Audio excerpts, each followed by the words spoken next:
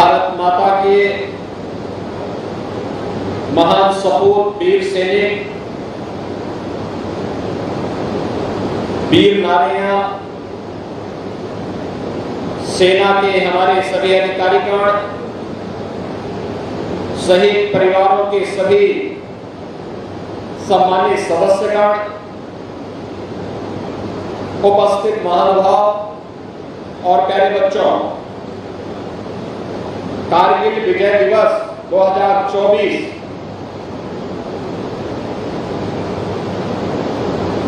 Operation Kargil विजय की रजत जयंती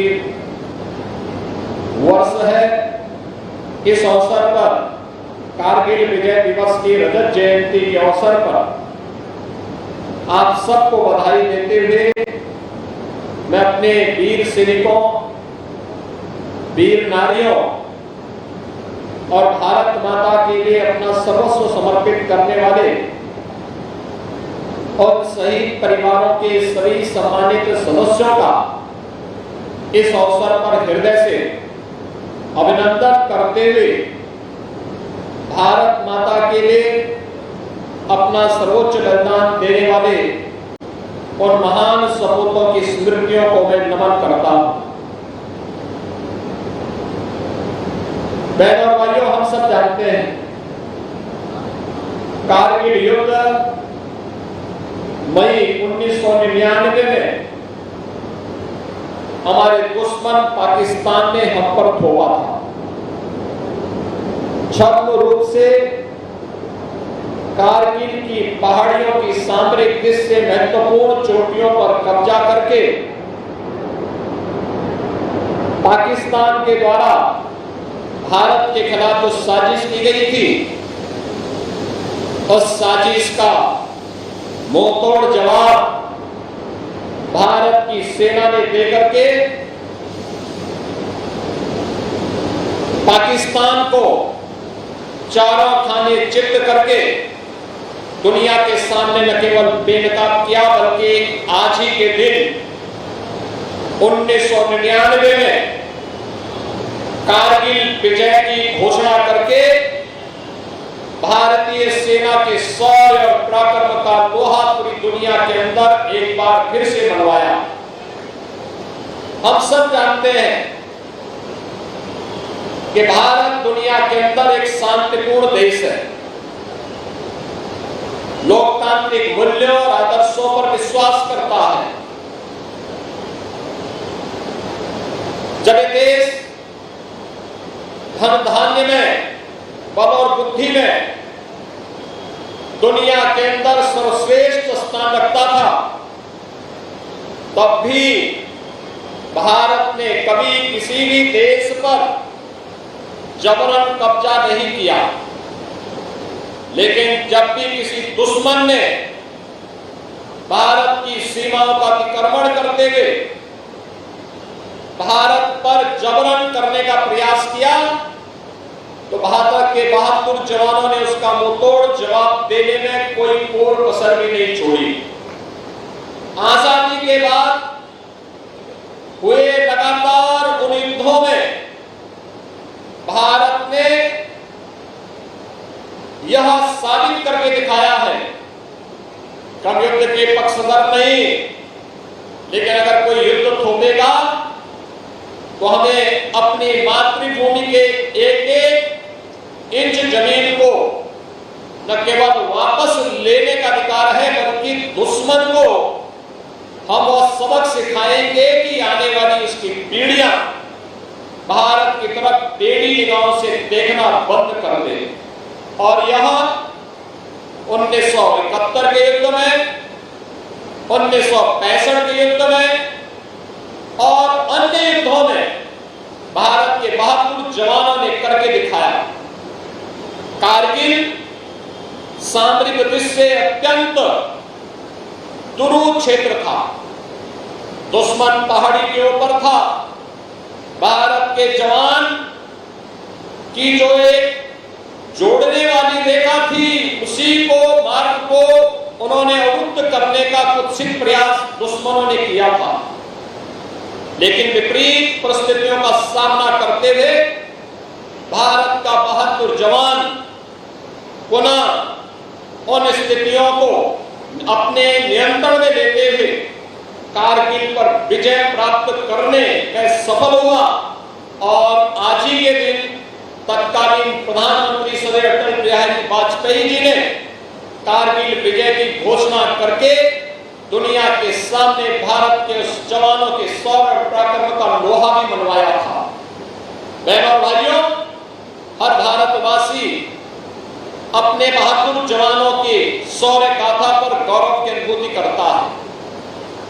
आज का यह अवसर है जब हम आदरणीय प्रधानमंत्री जी के पंच प्रण के उन संकल्पों के साथ जुड़ करके कि जो भी मातृभूमि के लिए अपना योगदान देगा, सीमा की सुरक्षा हो, आंतरिक सुरक्षा हो, कानून व्यवस्था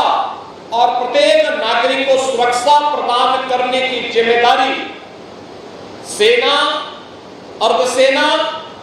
या पुलिस बल के उन जवानों का जो पूरी ईमानदारी के साथ, पूरी तत्परता के साथ अपने कर्तव्यों का निर्वहन करते हुए अपना कार्य कर रहे हैं, उन्हें उतना ही संबल देने के लिए सरकार भी और भारतीय हर भारतवासी भी अपने आप को प्रतिबद्ध पाता है। आज इसी का परिणाम है कि 1999 के बाद भारत ने अपने यहां जो स्थिति पैदा की, सीमाओं की सुरक्षा से लेकर के आंतरिक सुरक्षा को लेकर के, आज उसका परिणाम हमारे सामने है कि शांति और सौहार्दपूर्ण वातावरण जब किसी देश के अंदर बनता है तो वातावरण उसकी समृद्धि का मार्ग भी प्रशस्त करता है। प्रधानमंत्री मोदी जी के नेतृत्व में यह देश जब आजादी के अमृत काल में प्रवेश किया है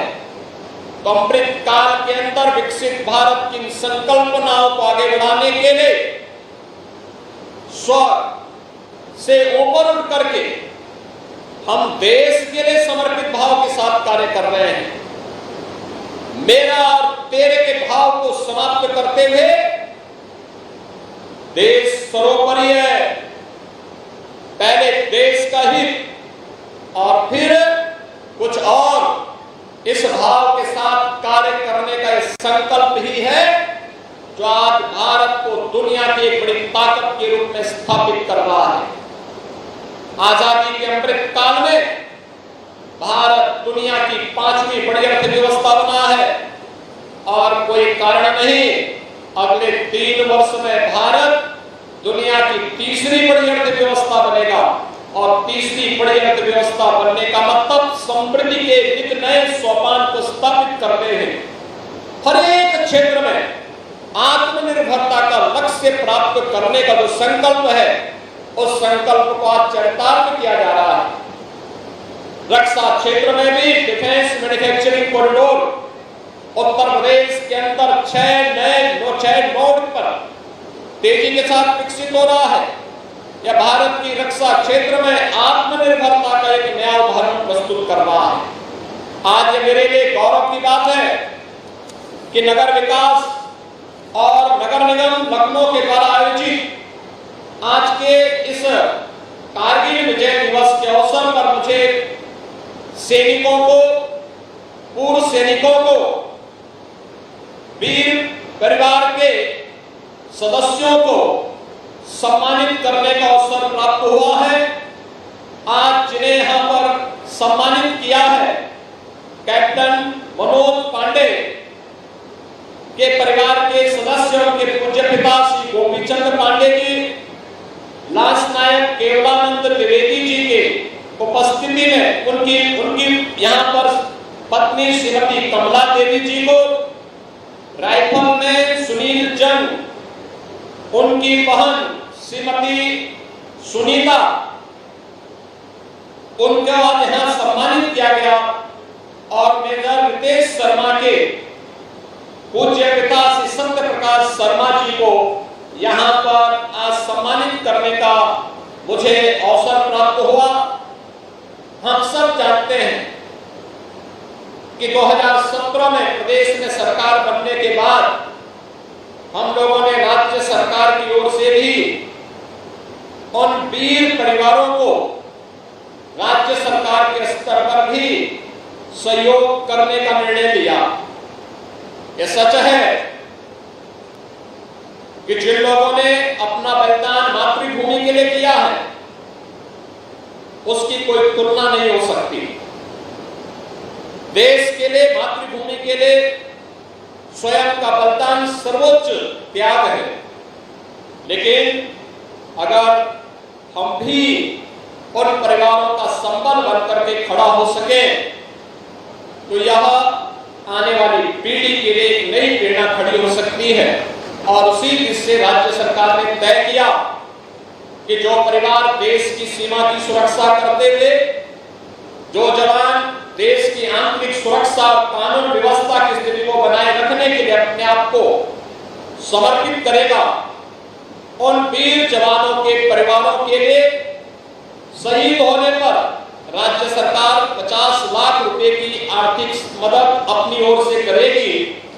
परिवार के एक सदस्य को उत्तर प्रदेश शासन की शासकीय सेवा में उन्हें सेवा का अवसर देगी और जिस गांव कस्बे में उनका घर है वहां पर उनकी स्मृति को जीवंत बनाए रखने के लिए कोई स्मृतिका या किसी इंस्टीट्यूशन का नाम या किसी मार्ग का नामकरण करने का कार्य करेगी। और मुझे बताते हुए प्रसन्नता है कि लगातार हम अपने भारत माता के महान सपूतों को आज इन सेवाओं के माध्यम से उनकी स्मृतियों को नमन करते हुए कार्य कर रहे हैं। आज के इस अवसर पर एक बार फिर से मैं कारगिल विजय दिवस के अवसर पर आप सभी को हृदय से बधाई देता हूं, अपनी शुभकामनाएं देता हूं, वीर परिवारों का अभिनंदन करता हूं और आप सबको इस बात के लिए आश्वस्त करता हूं कि राज्य सरकार आपके हितों के साथ पूरी तरह खड़ी है और सदैव आपके हितों के लिए जिस भी स्तर की सहयोग की आवश्यकता पड़ेगी हम सदैव आपके साथ कदम से कदम मिला करके चलेंगे। इस विश्वास के साथ कारगिल विजय दिवस की आप सबको हृदय से बधाई। सभी वीर परिवारों को मेरी मंगलमय शुभकामनाएं। धन्यवाद। जय हिंद। योगी आदित्यनाथ को सुन रहे थे, जिन्होंने आज कारगिल विजय दिवस के मौके पर सभी प्रदेशवासियों को शुभकामनाएं दी हैं। वहीं उनका साफ तौर पर कहना था कि जिन परिवारों ने भी अपनों को खोया है उनको भी बहुत बहुत इस दिन को लेकर गर्व होना चाहिए कि उनके घर में किसी ने देश के लिए शहादत दी है।